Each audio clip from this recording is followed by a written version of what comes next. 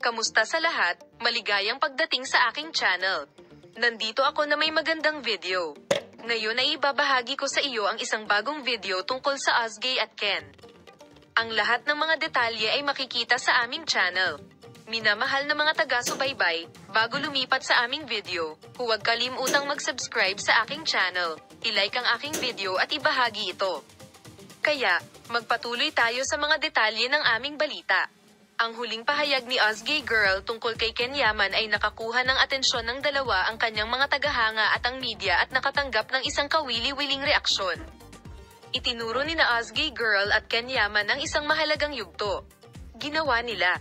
Binasag niya ang kanyang katahimikan at sinabing, si Ken ay isang napakahusay na tao. Ang aktor, na nagpahayag ng kanyang paghanga kay Ken Yaman sa kanyang mga salita, ay lumikha ng isang paksa ng talakayan at pag-usisa. Si Ozgie Girl at Ken Yaman ay mga kilalang pangalan sa Turkish entertainment industry, at ang kanilang mga nakaraang collaboration at on-screen chemistry ay naging dahilan upang maging sikat silang duo sa audience. Sa pahayag ni Ozgie Girl, sinabi niya na si Ken Yaman ay isang mahusay na tao at nakatanggap siya ng pagpapahalaga sa social media bilang isang positibo at magalang na pag-uugali sa kanyang kaibigan.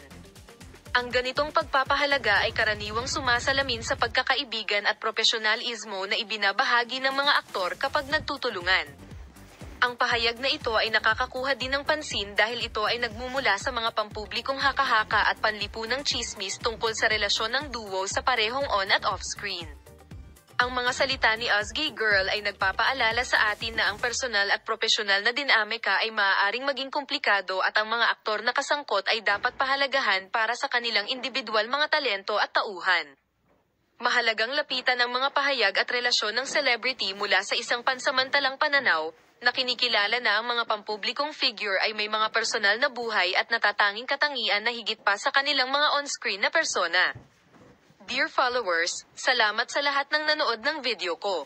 Magkita-kita tayo sa mga bagong video.